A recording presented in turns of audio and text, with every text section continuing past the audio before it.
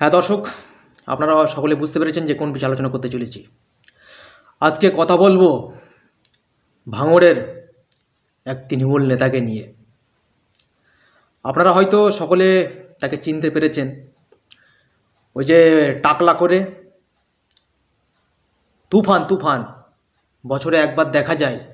যখন ওই টাকলা তুফানকে দেখা যায় তখন সবার হাঁড়ির ব্যবসা খালি হয়।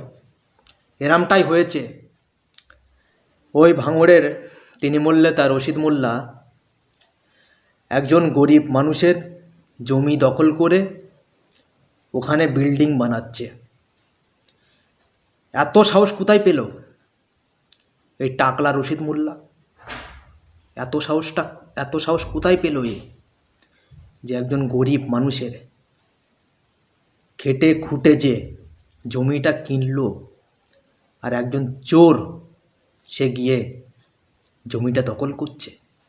হ্যাঁ, এত সাহস পেল কোথায়? এদের বেলায় কি কোনো আইন নেই?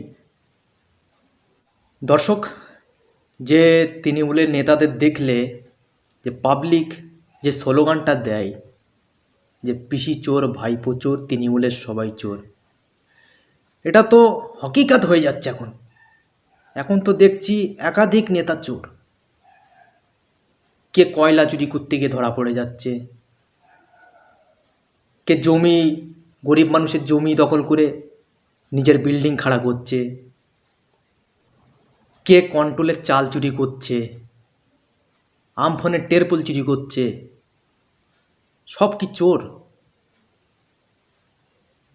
আজকে গরিব মানুষের কি মাথা উঁচু করে বেঁচে থাকার অধিকার নেই?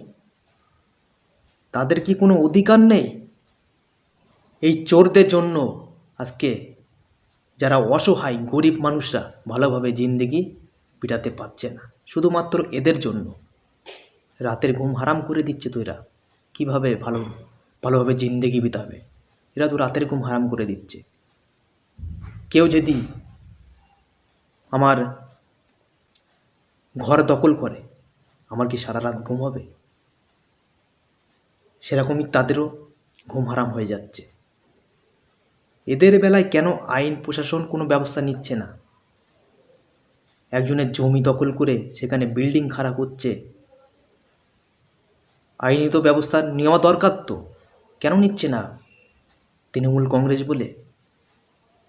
এটাই কি তৃণমূল কংগ্রেসের রাজনীতি, যে গরিব মানুষের লুটে পুড়ে খাবো? এটাই কি তাদের রাজনীতি? দর্শক, আপনাদের মতামত অবশ্যই কমেন্ট বক্সে জানিয়ে যাবেন। আর বেশি কিছু বললাম না।